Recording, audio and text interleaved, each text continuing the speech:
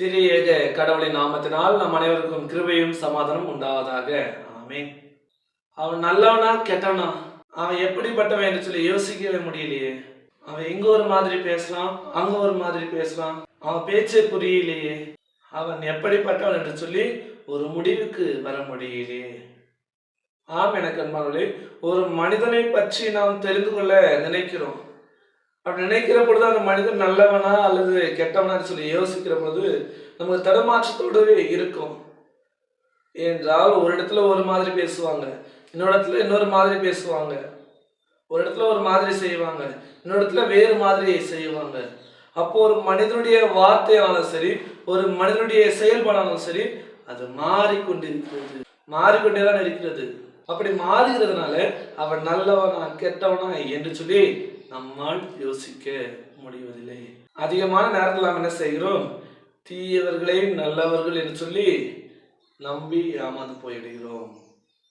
நல்லவர்களை தீயவர்கள் என்று சொல்லி நாம் சேராமலேயே போய்விடுகிறோம். இப்படிப்பட்ட சூழ்நிலையில நம்ம எப்படி அவங்கள நல்லவர்களா கெட்டவர்களா என்று சொல்லி நாம் தெரிந்து கொள்வது? அதான் வேதம் சொல்கிறது.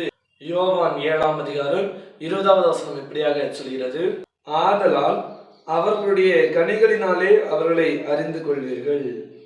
ஆம், எனக்கு அன்பானவர்களே, வேதம் சொல்கிறது அவர்களுடைய கனிகளினாலே. அவருடைய வாழ்க்கை எப்படி இருக்குது? எல்லா இடத்திலும் ஒரே விதமாக இருக்கிறார்களா, அல்லது இடத்திற்கு தகுந்தாற் போல நேரத்திற்கு தகுந்தாற் போல மாறுகிறார்களா என்று சொல்லி நாம் பார்க்க வேண்டும்.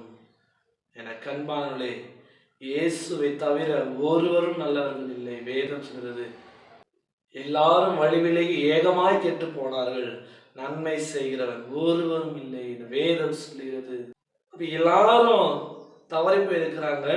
ஏனென்றால் இயேசு ஆண்டவர் நல்லவராக எல்லாவற்றையும் நமக்கு நல்லதாக செய்கிறார்.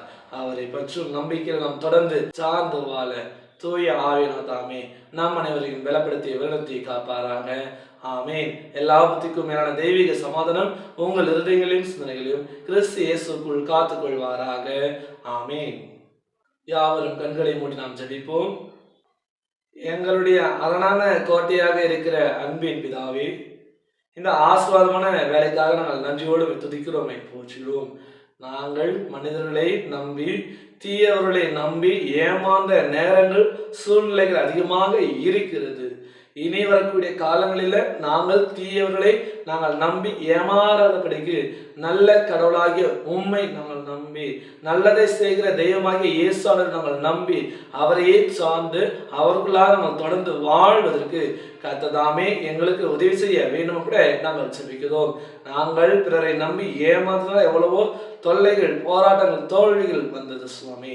இனி வரக்கூடிய காலங்களில் அப்படியாக வராதபடிக்கு, நாங்கள் ஏமாறாதபடிக்கு, தோற்றாதபடிக்கு நீதாமே தயவாக எங்களை பாதுகாக்கும்படியாக உடைய பசுத்த ஆவியின்படியாக எங்களை நடத்திட வேண்டும் கூட நாங்கள் ஜெபிக்கின்றோம். இந்த நாளிலும் கூட யாரெல்லாம் பிறந்த நாளை திருமண நாளை கொண்டாடுகிறார்களோ எல்லாரையும் நீதாமே கண்ணோக்கி பார்த்து ஆஸ்வதித்து இந்த புதிய ஆண்டில நன்மையினால கிருபினால முடிச்சுட்டி ஆஸ்வதித்து இரட்டிப்பான நன்மைகளை கொடுக்க வேண்டுமா நாங்கள் ஜெபிக்கிறோம். படிக்கிற எங்கள் எல்லாருடைய பிள்ளைகளை கர்த்ததாமே ஆசீர்வதிப்பீராக. படிப்பின் நேரங்களை காணலை ஆஸ்வதிப்பீராக. நல்ல முறையில் படிக்க கர்த்தர் உதவி செய்வீராக. இதோ 10ஆம் வகுப்பு பொது தேர்வு எழுதுகிற ஒவ்வொரு மாணவ மாணவிகளுக்காக நாங்கள் ஜெபிக்கிறோம். நீதாமே தேர்வு எழுதுகிற எல்லாரையும் ஆஸ்வதித்து நல்ல முறையில் எழுத நீர் உதவி செய்ய வேண்டும் கூட நாங்கள் ஜெபிக்கிறோம்.